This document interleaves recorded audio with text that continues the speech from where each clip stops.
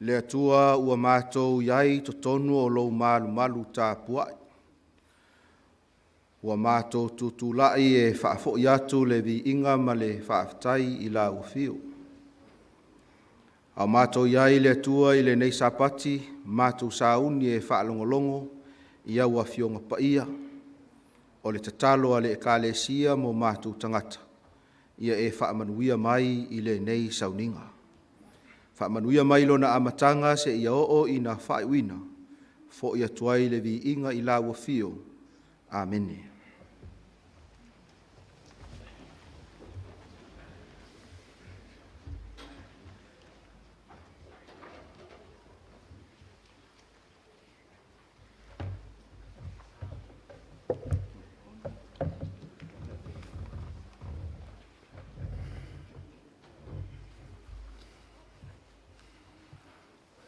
Talofa le ainga pele o le atua.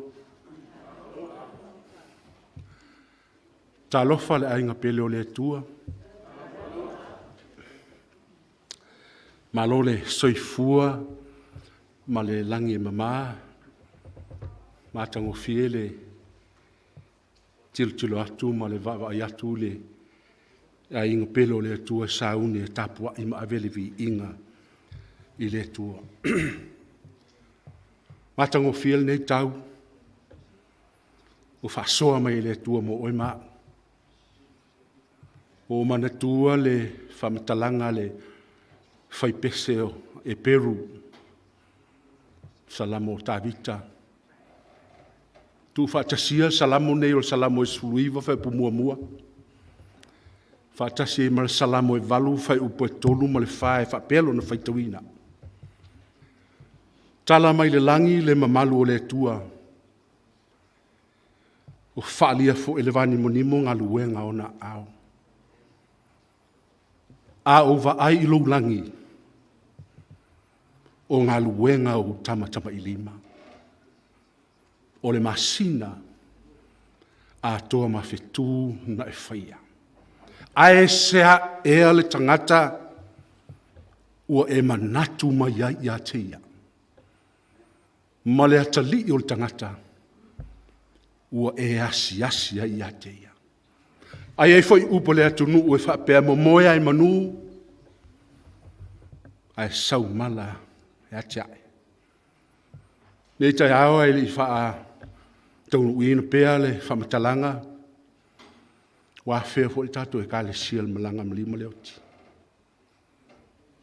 Tua ngane o stina ia iwa, yo le whainga lero soifuanga. Ai taua ia tia ue uina ua o fitia fo le whanau le tua i whawhita uli o le soifuanga. Ai taua le whamitalanga le apostolo Paulo. E ui lava e o i le oti.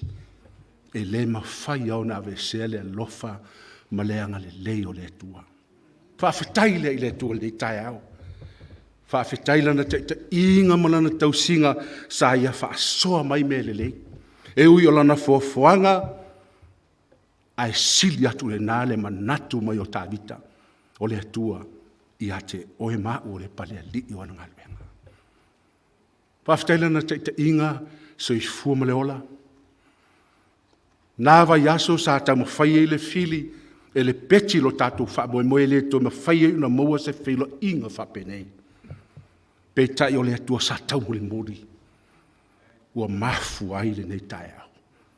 E ui wa whase lau mo na tupu cases o le COVID se fuluiva ai lema whai lava le anga le leo o le atua ia te tātou.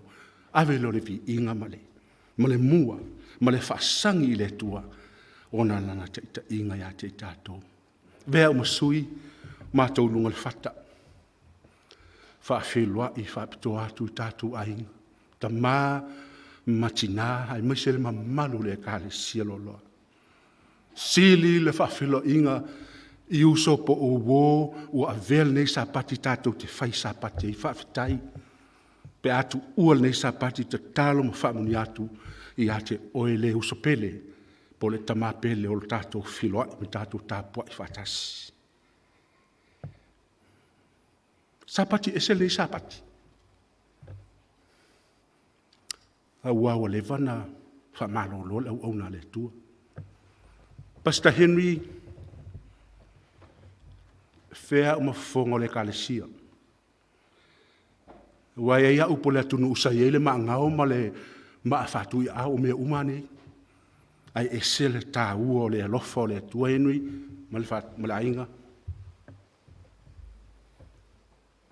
Iu ina pesi whama. Sa tau mate le ete pe toi moa se whilo inga. Pe ta inga le tua. Henry. Whaftai. Surortino langona le fifia. Ono tai mailanda uona ma le ainga. Tato si ile vi inga ma le whaftai le tua. Ile pese. Wailunga le tato ie. Tol su maliva, tol se lau maliva, le manuia Yesu ma, le manuia ua o tofai. Tol se lau, maliva le vi inga tātou te a mata i nei tapo inga i le tua nei tai au.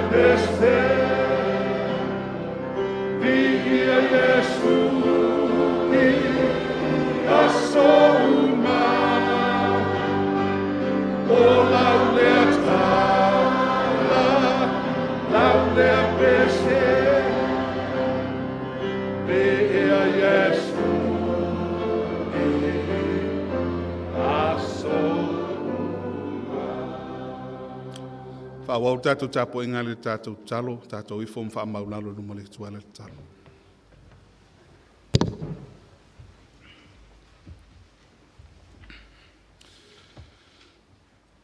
Lo mātou tamai o i le langi, ia pa ia lava lo swafa, Ma whane ne ina le laro langi uma oe le atua siri ese. O mātou i fo mapuna no i o luma re nei tū la tai au. Lau whanau e lalo i fo lo manu malu. A fo tō fo i mai lātou o lo mawhai o na mātou tā pua i whaatasi mai te tonu o lātou a inga maso se no fuanga. Mātou te tui nātu le wha manu ma le wha ne tanga i a te oero mātou atua siri ese.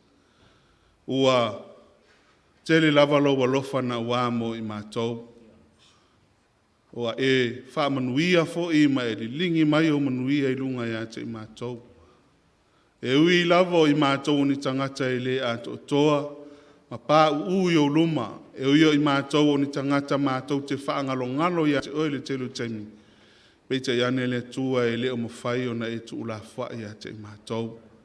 Le nei tu la tae au o mātou moli mawinga, e le ngata o le tausani mai alau whanau le nei tu la tae au, ai whapea foi ia vaenga i wa ai o le si o manga re nei na rolangi le tua, mātou te tali tonu ai o lo e soi fua pea, ma o lo e whaamanuia ia te mātou. Vi ia lau fio re nei tu la tae au, sa pati mātango fio mwhai o na mātou maua, mātou te o mai e mātou te vivii, ma whaamanuina lau fio.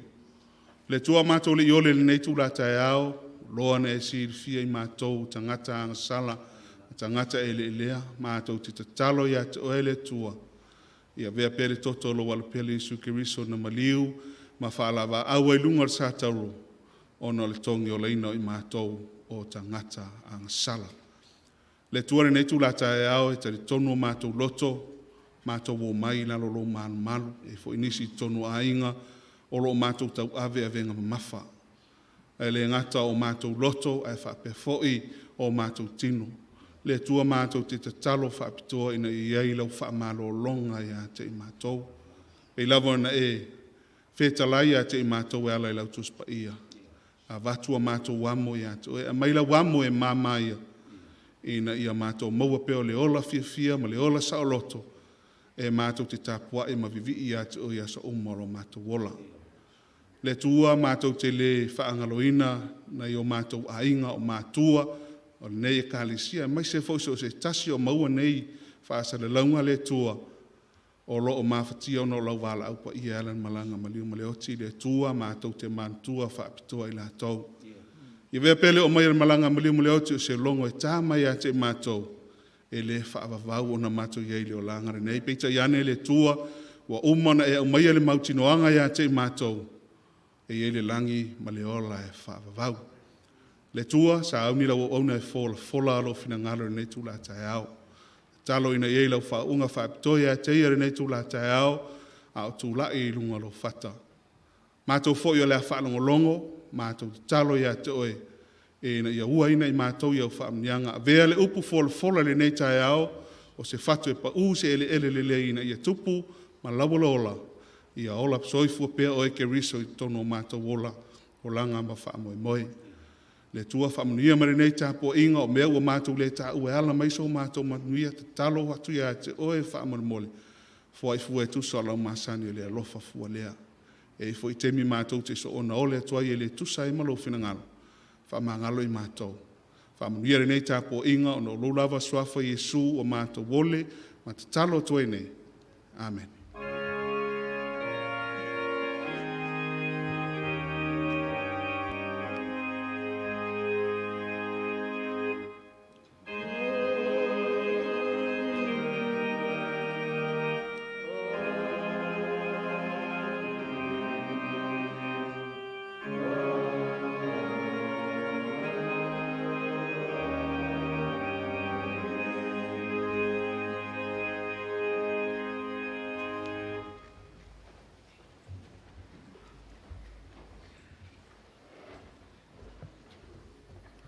Nā, tule mai sunga te akona mo le whaamapopoina tātou taulanga mas fluai.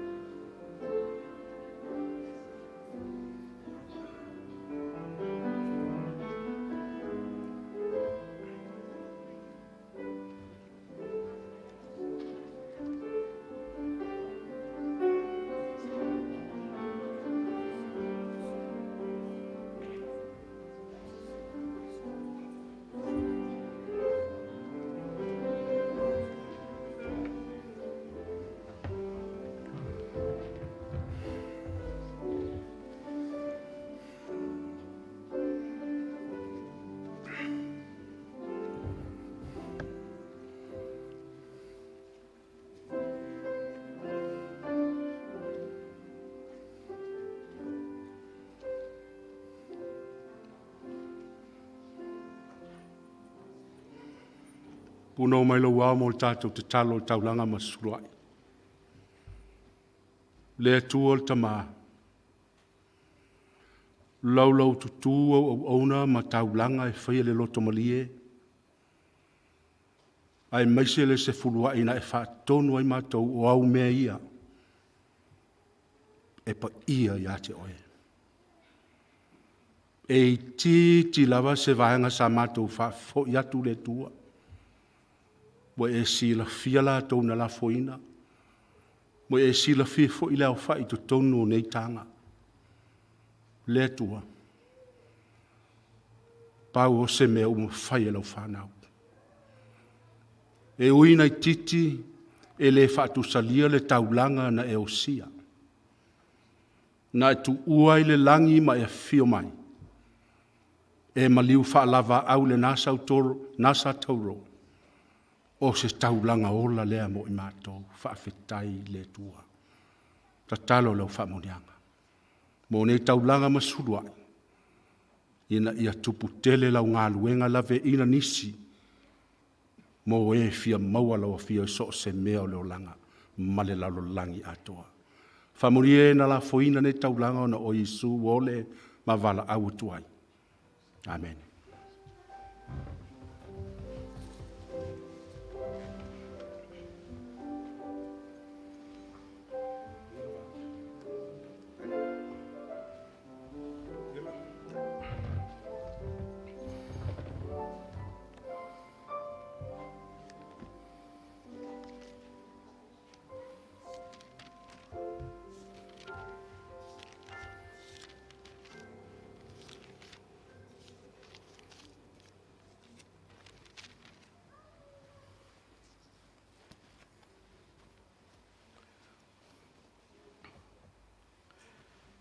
E ia tea ule awa tele ma le whaaloalo e te tauai o te tūlai atu i luma o le paia ma le mamalu o le tātou e kālesia. Ia maise fo'i le nei au fia ua poto mai. Ia ua fo'i tapo inga ma Sauniga masani. E pei o na whaatidoina i lea sapati ma lea sapati. Toi a tulua le aao le whaatalofa, aao le whaafeloa inga. Ia matoe ofo lofa tuai i le tātou au fia tā lofa lava. Whatalofa atu fo'i na i o tātou wō mapaanga o loo mawhai o na mafuta mai i lunga o upenga ta whailangi. Ia mātou te talia ma le nganga whaaftai o tō uma. Ia o loo mai moa ma whaafongafonga mai i lunga o le ea. Ia o le tatalo a le ekalesia mo mātou tangata. Ia avea ia fionga paia le atua, ia o loo whaapena o na tautua tuai, ma au auna tuai, e le ngata i lo tangata, ma senga o to i ina, whaapea Failauga ese, ia o loo la tau whaia le nei whaiva, i lea sapati, ma lea sapati. Mea vole nei avanoa e toi whaatalofa tuai le tamamatua ia whaaso tauloa, ia o loo tātou mafuta pea, i lea sapati, ma lea sapati, ia lea lofa ma lea ngalilei o lea tua, ia ua tātou toi maua le nei mafutanga fia. Whaatalofa tuai i se tasi ua asia lo tātou malu, ia ona o le nei fo i avanoa ua tātou toi maua, tātou te mafuta ai.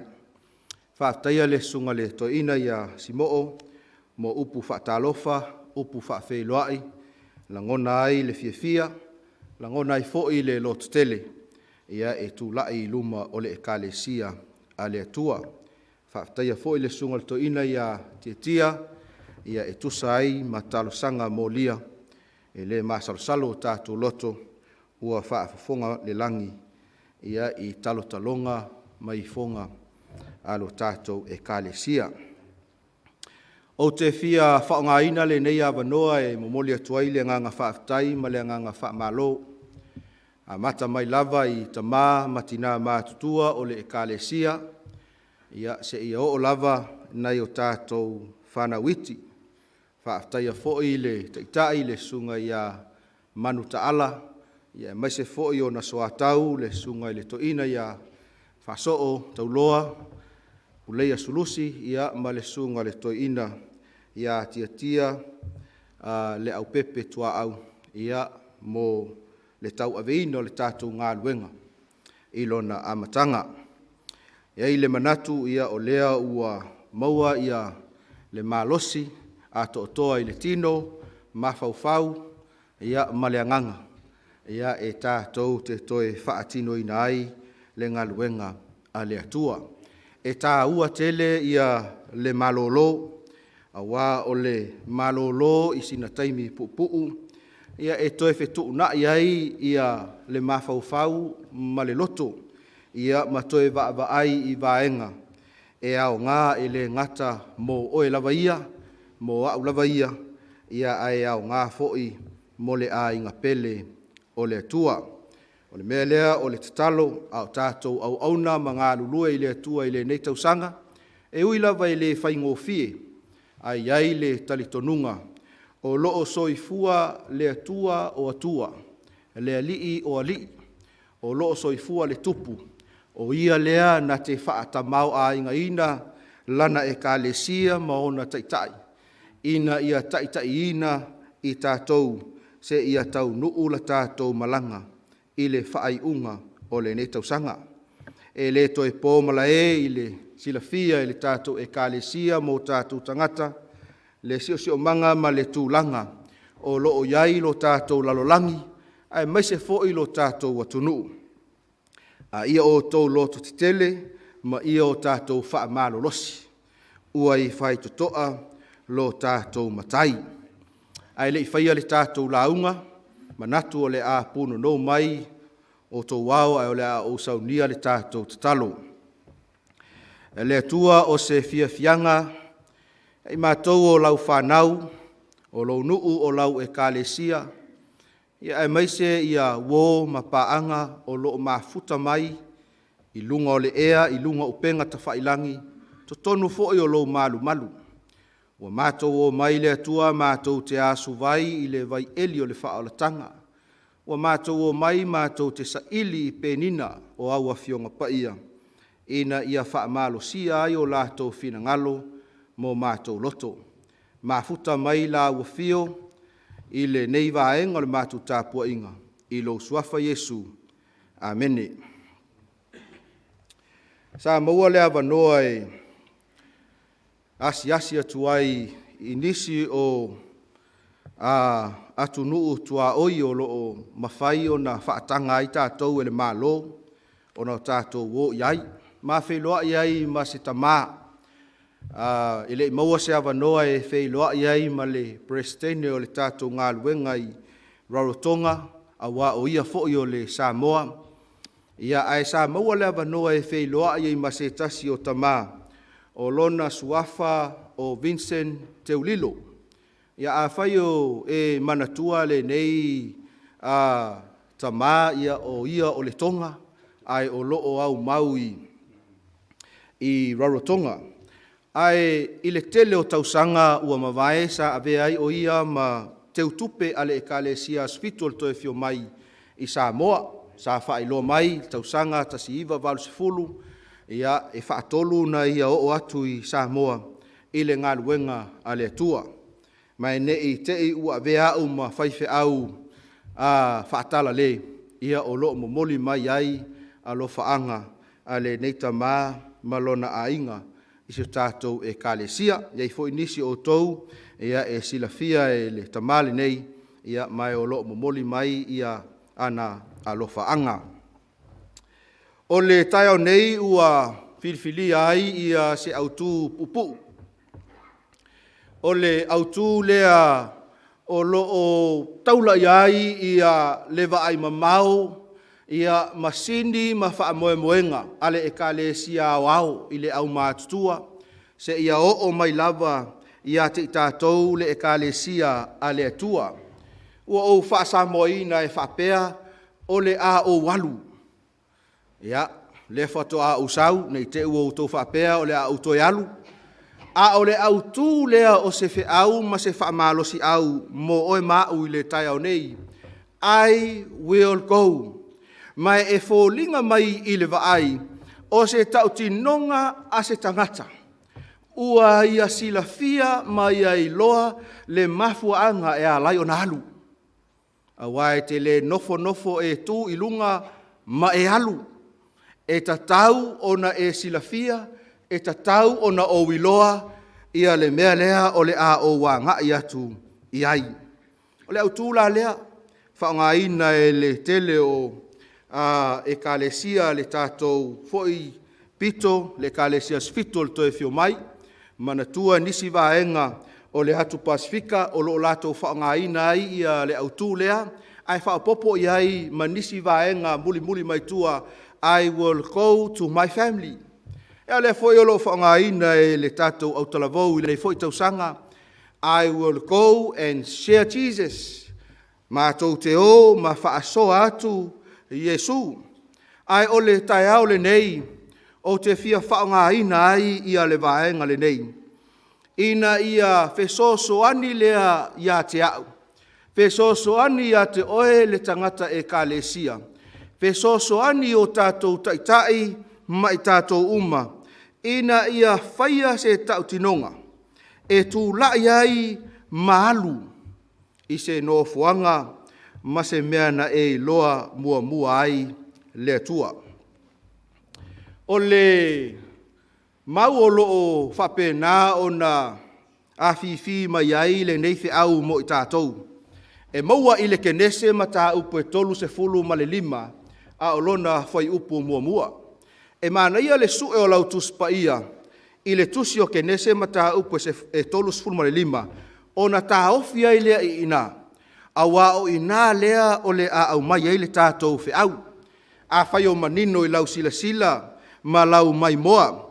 Ia manatu o le a tātou whai tau, whaatasi, whaamole whai tau.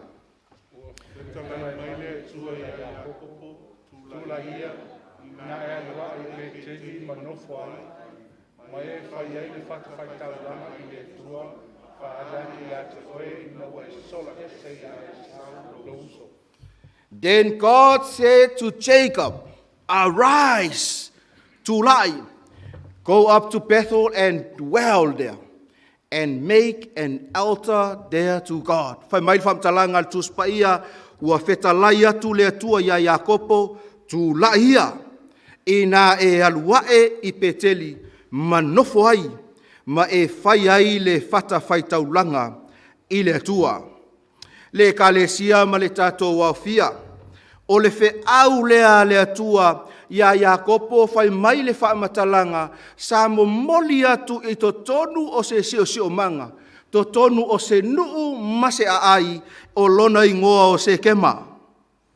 Mo le tausi la fia, e le o le taimi mua le nei, ua o mai ai, ni fe au whaapitoa, ma ni fe au whaapenei, ia Iakopo. Ioe, a o iai o iai pātana rama, ma whai ona e fo i mata upo lo i tua, ma e toe whai tau ai. A o iai lea no fuanga, sa iai fo i lefe au whapea sa mo moli ai e lea tua.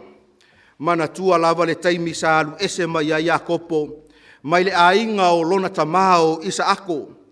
Ina ua ia whahaoa le whaamanuianga, sa tatau o na maua e sau, mai a isa ako. O na whaasola ai lea e ia e lona tina o Rebeka, e alu i le nofuanga e tā ua o pātana rama, i le mea o loo iai lona tuangane, o la pana e nofo ai.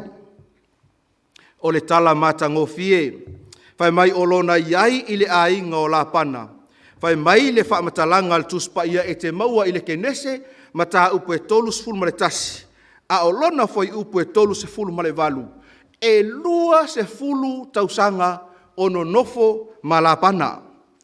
Lua se fulu tausanga. Mai ina i le whai upu e whasfu ma le tasi o le tusi lava lea, kenese ma tā upu e tolu a se fulu ma le tasi tausanga nei e wha se fulu. Mai whamtalanga al tuspa ia, ua iai o ia i le ainga o la pana, i tausanga e lua fulu, na au na ia te oe i tausanga e se fulu ma le wha, mo ou a whawhine e to lua. Ai ono fo i tausanga, mo au manuia. Ua wha se fulu fo i ona e wheliu wa i lo totongi. Mai tau maile ka le sia, ma le au fia. Ia se tangata na alu ese mai lona a inga. E maafuta atu i se tangata e lata iai. Lua se fulu tausanga o nofo ai iai mea na tutupu ai. Mai le tangia ia kopo ia lapana. Sa o iai ia te oe se fulu fa tausanga. Sa au auna ma o tautua. Fa o popo i malesi ono i le tau mawhai ina ia tupu lau tamau a inga. Tupu au manu ma le leilau whaatoanga. I le taimi a toa lea. Mai tau mai le kalesia ma le au fia. O loo tātou tau mawhai e tuli loa le vahenga tā ua le nei. E le o le taimi mua lea ua whaatonu ai e le atua Iakopo. I le mata upu e tolu se fulu mare lima a olona whai upu mua. E le o le taimi mua le nā. O lona alu ese mai le ainga o lona tamā. Sa whaasola atu e lona tina. Ina ua whaalongo Rebeka ua tau pule e sau. E whaasioti ia te ia. Ai ile umi lea na iai ia la pana i pātana rama. Ile umi whai mai pea ma le lua se fulu tausanga.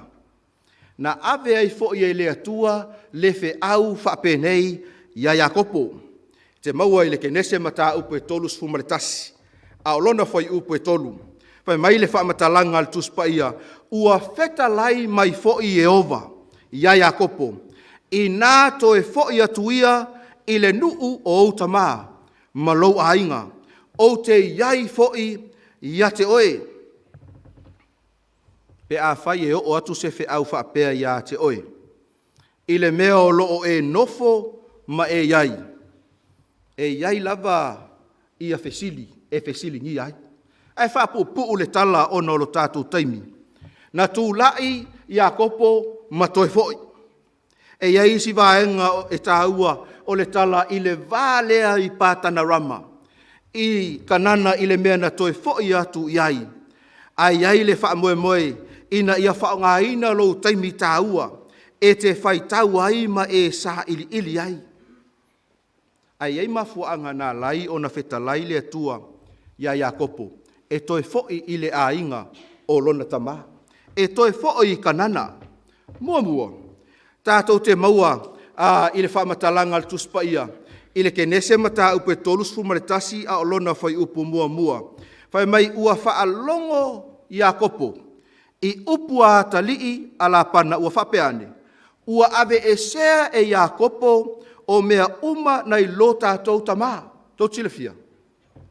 E o loi mea nei o tamau a inga. E o loi mea nei o tupe.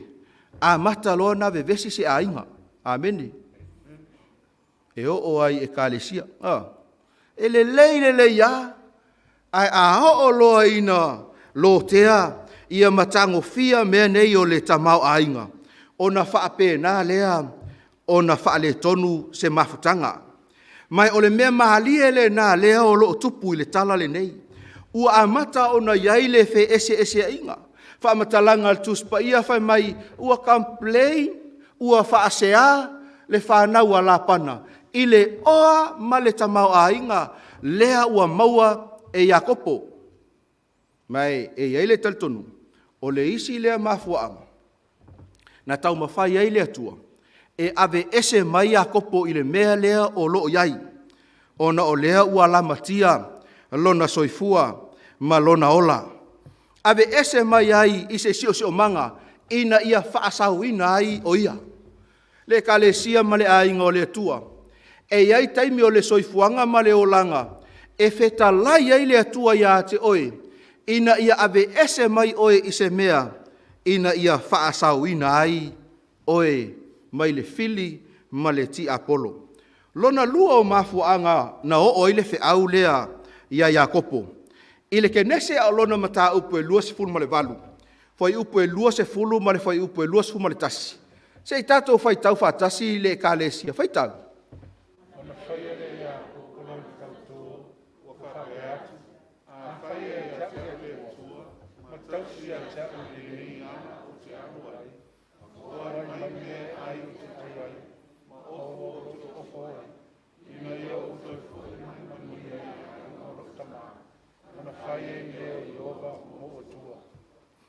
I le kenese lua se fulu ma le valu, o loo iai le tala tau-taua. Le tala tau-taua fo i lea ia Iakopo, ina ua sola mai ia Esau. Alu loa moe i le nofuanga, o lona i ngoa sa taha ua i le nofuanga lea o lusa. Muli muli ane wha i ngoa ia peteli. Ai whai mai o ina whai ai le miti a Iakopo, mai loa tua i le ape whai, e tū i le lau ele, ai tau atu i le langi. Leo loo whaamatalaina i le mau sa o tātou whaitawina. Ai tō te silafia le kālesia ma le vaenga tāua o le talal nei. O le isi lea mafua ama. Na whetalai ai le atua ia Iakopo e toe foi i lona ainga. Aisea, leanga o le laosi ngā whea ngainga lea ma Iakopo. Na tautō ia Iakopo ina ua uma o na whaali ai le atua. Whai mai whamtalanga al tuspa ia. Ua whai atu Iakopo i le atua. A whai e te tausi ia te au. I lo alu atu i pātana ranma, ma le toe fo i mai toe alu i kanana. E a vea oe ma o atua. Whafonga mai le e kālesia i le tāua o le talal nei.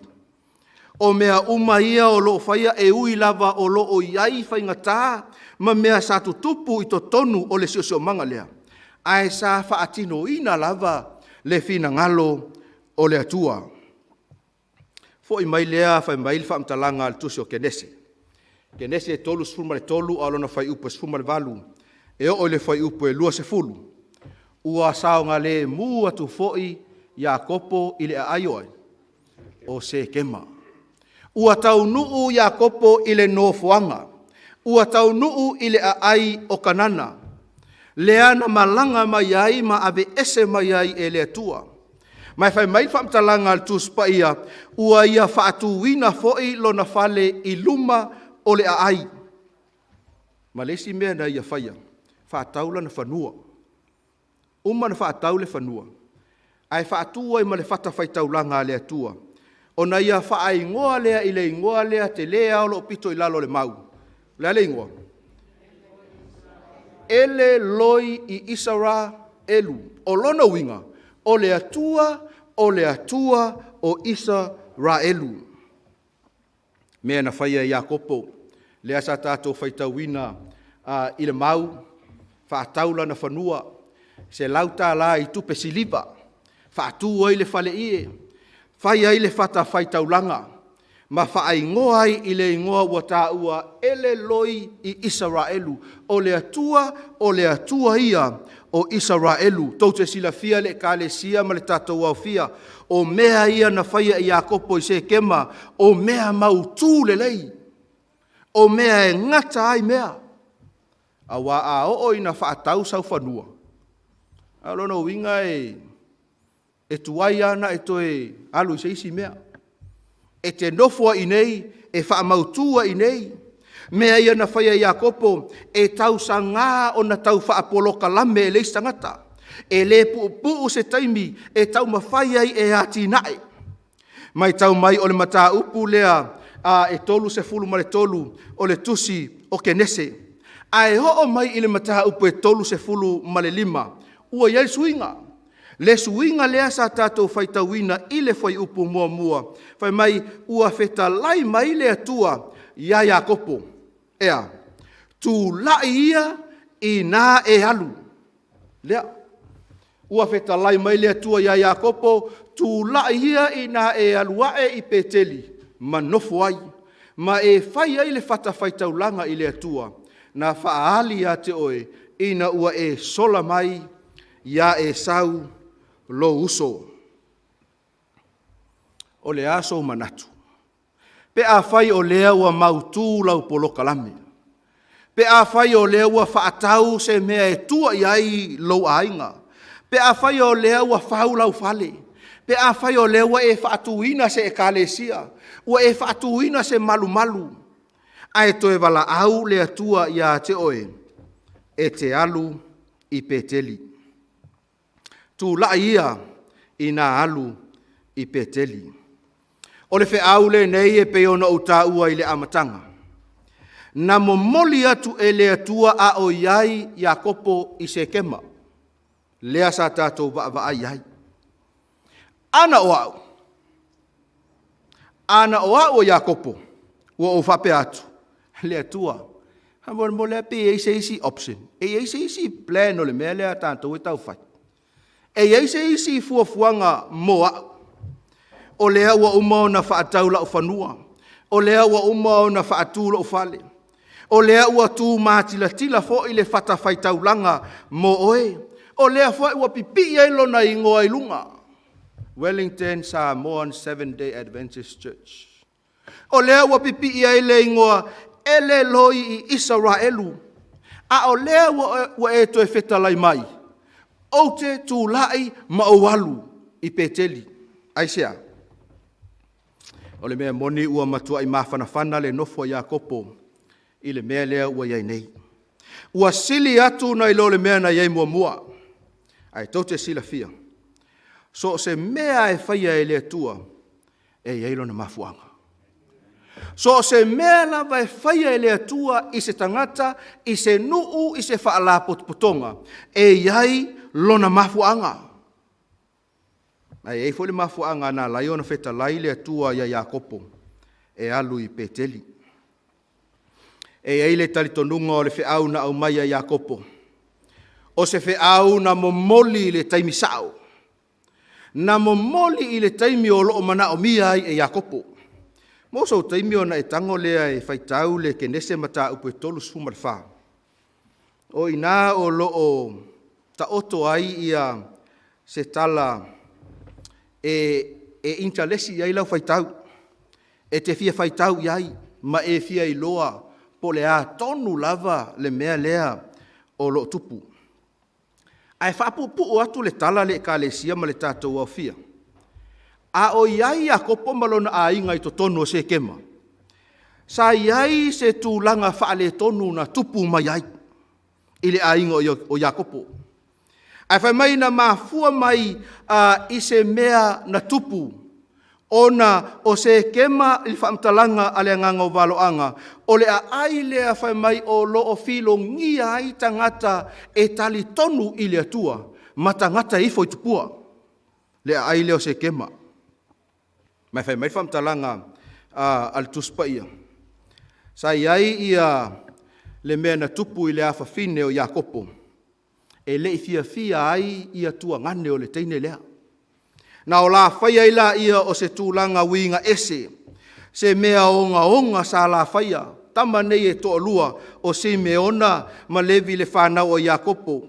Whai mai na lao atu i tane umalava i to tonu o Sekema. Ma wha o i aile oti. Ma wha umatia i la tou. Ona o le mea na tupu i to tonu o le ainga o Iakopo. Tau tino a Iakopo i le awali i e to lua whai mai o le mea ua lua whaia. Ua matua ai ino sia a iau. O mai ai leo le popole ma le matau ia Iakopo i lona manatu. Ne i mea ane ua wha poto nuu tua oi maa ai. Matangata. Ina ia o mai e wha sanga tau mai a teia. Wha sioti ai a teia. Ma wha umatia ai lona ainga. I te maua le kenesem ta upu e tolu suma le wha. A o lona whai upu e tolu se fulu. Ona o le tūlanga lea le e ka le sia. Na feta lai ai le atua ia Iakopo. E ui lava ua mautu. E ui lava ua tele mea ua e maua. E ui lava o lea ua whaatūlanga lau poloka lame. Mo le fia o tausanga o loo numanai. Ai whai mai le atua ia Iakopo. I nā tūla ia ma e alu i Peteli. I nā tūla ia. E le ai se isi option Iakopo. E le ai se plan B o le mea lea. E le ai se isi fuafuanga mo oe ma lo ainga. Paua lea. A whai e le ai. Ia lona winga i le mea e tupu mai. Totila fia pe a oina tuu oe. I se e vai o Iakopo. I le matautia ma le onga o le mea wa tupu i to tonu o lona ainga. E le i popole Iakopo po o fea lea o le a o iai. Pe o i Samoa, pe o i Savai, pe o i fia. E pau lava le mana onga lea o lo ia Iakopo. O le fia alu ese. O le fia o ese. Ona ua iai le tūlanga whaale tonu o lona ainga. E ei taimi e ka le sia a o ina tutupu mea i to tonu o lou ainga. E ei le langona e fia tumuli. E fia tu ilunga mahalu. A o ina tutupu mea i to tonu o le ekalesia. O le langona lava lea e tasi. A o le tala lea Iakopo. O le fina ngalo o le atua. Na lai o na tūlai Iakopo. Sa iei le fesili sa o fesilia ina ua o faitauina le tala nei. Ai se a peteli. Se menga le ave esko inga masiang whaangau i se nofuanga fo i lea e le toi tinga aina ai. Ai se a ua ave ai peteli e pei ona whai mai ai le tuspa ia. Alua ai peteli ma nofo ai ma whai ai le fata faitaulanga i le atua. Na whaahali a te oe ina ua e sola ese ia e sau lo uso. Ai se ana le whai ai e alu i se nofuanga. E iai ia e tafe ai le suasusu malemeli. Ai se ana le alu i se nofuanga. E fola masoloi ai ia le auro male ario. O nistaimi. O tato mo onga na. Se ka fia alu ai se ngofuanga i le ai e se Omicron ma se Delta ma isi mau Crown ye muli mai. Ta fia alu lava i se nofuanga na ona ta fao lava maeva i le olanga atoa. Se nofuanga foi le ai te maua ngofie ai se mea o le olanga le nei. Maua fua ai tau mafa. E tufa fua mai ai tupe ma le tamau ainga. E ei le tāua o le toi ave e le atua o Iakopo i peteli. O peteli. O le nofuanga lea whai mai o lona ingoa na wha ingoa ai e Iakopo o peteli. A o lusa lona ingoa mua a ele i avea ma peteli. Mai o le winga fo i o le ingoa peteli lea o loo maua i le tuspa ia. Whai mai o le fale lea o le atua. O le nofuanga lea sa au tāua i le amatanga. Sa whai ele miti a Iakopo. Ai o le nofuanga fo i lea. Whai mai whamtalanga le tuspa ia. Sa whaali ai le atua. Ma whai ai la na folafolanga ia Iakopo. Mai tau mai. Ke nese mata upe luas fulma le valu. A lona whai upe sfuma le tolu. Se ia whaagata i le whai upe sfuma le lima. A whai wa maua se o tātou whai tau whaatasi whaamanu whai tau.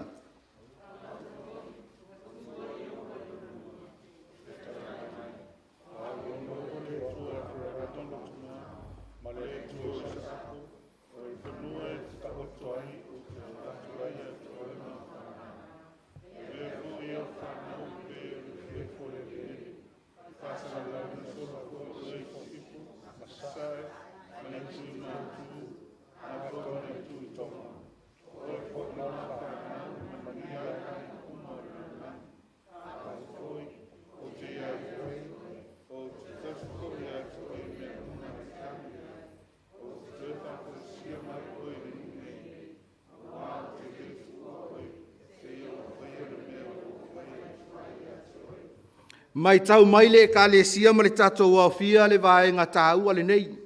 E leitioa a ave e le atua Iakopo i peteli. Ona e iai le mea lea na tupu i le valea. I lona sola e se mai a e sau e a ngai atu ia la pana. Na nofo ai i peteli i le nofoanga lea. Ma tupu ai loa le mea lea.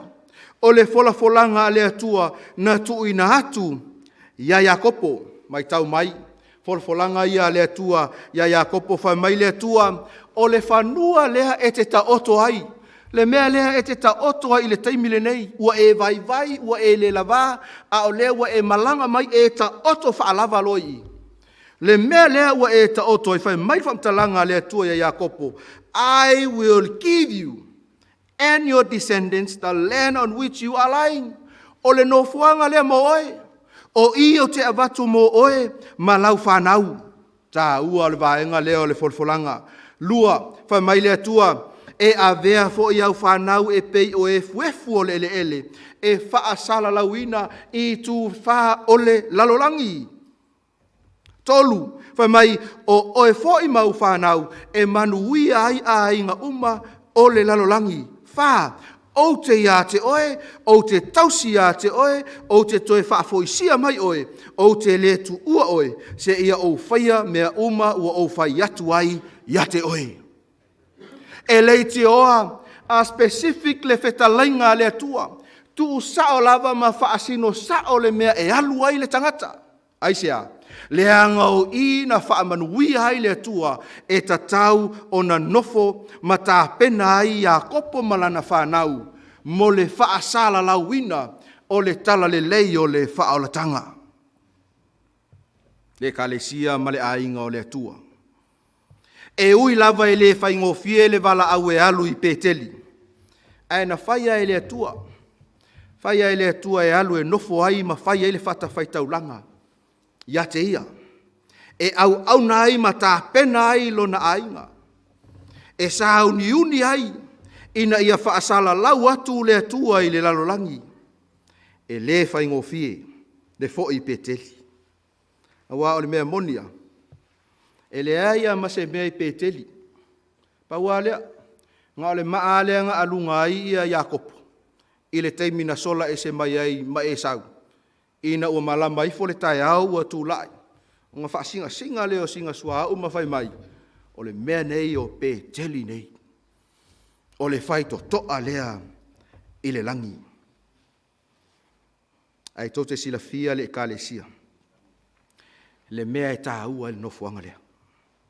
E le ona o le nofuanga, ai o le mea na tupu ai. Na whai ai e le atua le folofolanga. Le anga o le atua e whaamaoni i ana folofolanga. Ma sa whai ai fo i le tautinonga a Iakopo i le atua e a vea oe maho atua, pe a o toe fo i mai ma le manuia i le ainga o lo tamaha. O le fesili. O e manatua le nofuanga sa whaia e lau tautinonga i le atua. O e manatua le taimi mua mua, sa e fia ai i mea nei o lotu. Sa e fia ai e te tautua, po le ale tu ai ngā tōwhinga, ti ute e wala auina ai o e le atua, o e si ilo lima o au le nei. Use me. Ai anei, don't use me. Te leanga waa i le mea lea. O le isi lea mafua anga loloto, na whaafo iai e le atua Iakopo i peteli, e toe whaamandatu ia Iakopo, lana tau tinonga na whaia i le atua. Le taimi sa fia ai, e te ngā lue po le alava. Ia ua ese fo ngei kaimi. Leo toe whaingofie. A tono lo musu ma whetalai le atua ia te oi le tai au nei. E te tūlai ma toi fo i peteli. Po whea lava. Toi fo i le taimi i lou loto ma lou manatu ma o tātou mawhauwhau. Le taimi na whaamanuia mai ai le atua ia te oi. Le taimi na whaamanuia mai ai le atua ia te au. Le taimi na whai mai ai le atua Henry o le mea lea e ao o na e whaia se ia o le aso e a fio mai ai Jesu e ao o na e whatinoina. Se lui tele lea mo au i le tai au nei.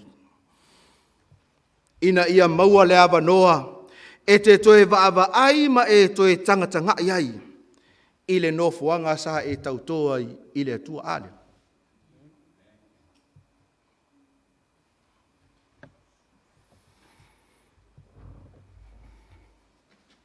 O le wala aua le atua mo au. O te alu i peteli. Le nofuanga ma le taimi. Sa ma ua osi whea ngainga ai maia. E toe whaafou ai le ma whea ngainga, e toe whaafou ai le ma mawhtanga. O te fia o te whape atu. I will go. O te alu iai. Whaamoe moe fo i le ekalesia. o la o tau tali lea i le atua i le tae o nei. Ina ia tu ina atu lo soifua ma lo wola, mo ia ma lona finangalo. I le suafo Yesu. Amen.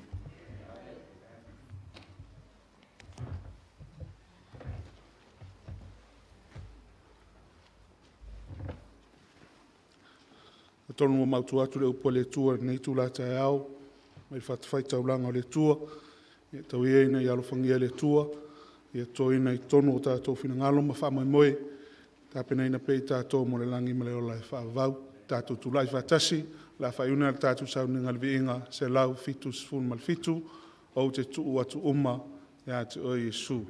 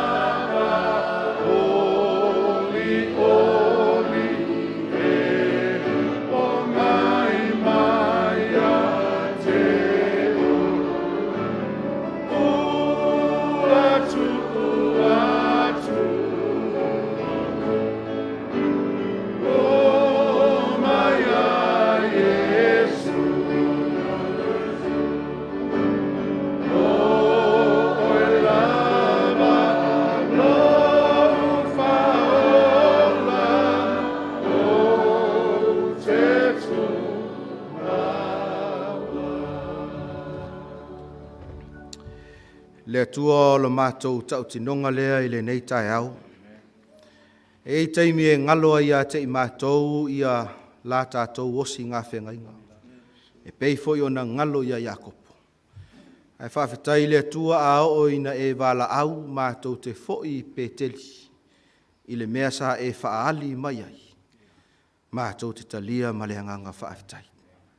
A mātou sa uni e foi o mātou ainga. O le tatalo le nei tai au ia iei manuia o la ua fio. I lungo le nei au fia. Ai mai se e foi i la tau o lo o whaafonga mai. Ma mai mo mai i lungo o penga ta whailangi. Iai le anga le lei o la ua fio. Whaamanuia i toi taimi o lo o tutoi o lo sapati. I lo lava suafa pele Yesu ke riso ua mātou tatalo tuai nei. Amen.